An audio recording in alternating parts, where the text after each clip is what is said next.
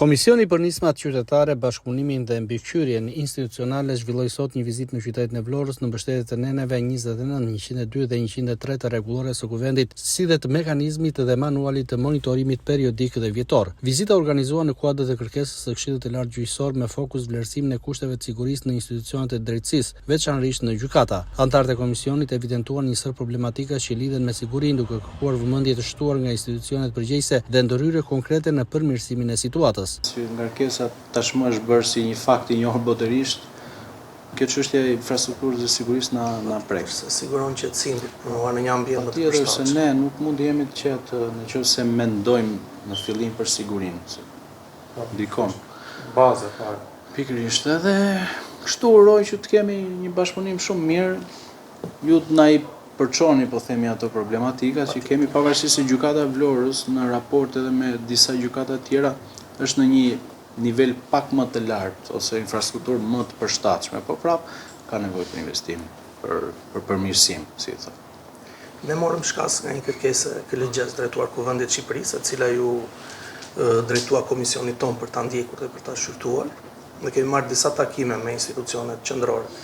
Nuk mund ta shihnim si të veçantë, pra përveç KLG-s, ne morëm takim dhe në KLP, Këshillin e Lartë të Prokurorisë, pasi gjykatat e prokurorit janë për të njëjtin qëllim dhe kërkojnë të njëjtën vëmendje tek prokurori i përgjithshëm, por bëm një tur vizitash në terren, edhe për të diskutuar, edhe për t'i parë nga afër problematikat, se nuk janë të njëjta në secilën gjykatë. Nuk mund të dalësh me një dispozitë të përgjithshme dhe zgjidhet një gjë. Pasi në diku duhet, për shembull, po marrësh një shembull, në Korçë ka nevojë vetëm për një skaner për çantat, ndërkohë që gjykata e Rrethit Gjyqësor Tiranë ka problematikë shumë të gjera, po apeli i përgjithshëm.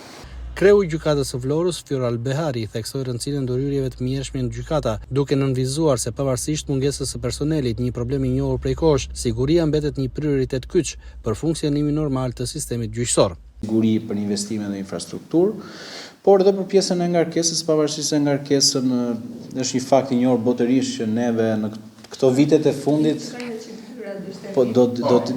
do bëjmë edhe një vizitë, në zyra dhe në salla. Sigurinë e gjykata drejtuar Kuvendit të Shqipërisë dhe na është deleguar ne si komision për ta ndjekur.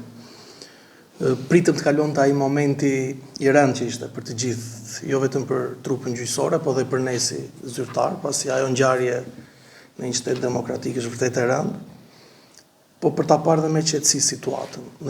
Dhe përveç takimeve që kemi marrë në Këshillin e Lartë Gjyqësor dhe në Këshillin e Lartë të Prokurorisë, dolëm të shikojmë dhe të bashkëbisedojmë dhe me vetë ju si trupa që e hasni sigurinë, ruajtjen fizike, infrastrukturore çdo ditë në punë. Domethënë, dhe kemi marrë disa gjykata dhe prokurori, pasi nuk mund t'i ndajmë, janë të dyja për të njëjtin funksion dhe për të njëjtin qëllim dhe njësoj, po themi, kur bëhet çështja të siguria, njësoj të rëndësishme janë të dyja këto si institucione. Disa patjetër që janë në kushte më të mira dhe Vlora në ndër ato të mirat, po ka dhe tjera që janë në kushte më të disfavorshme, themi, dhe prandaj duhet parë situata në terren se nuk mund të njësohen problematikat me një vendimarrje apo me një, themi, ndryshim ligjor, pasi një gjykat ka nevoja, themi, më të vogla dhe një gjykat tjetër mund të ketë nevoja më të mëdha.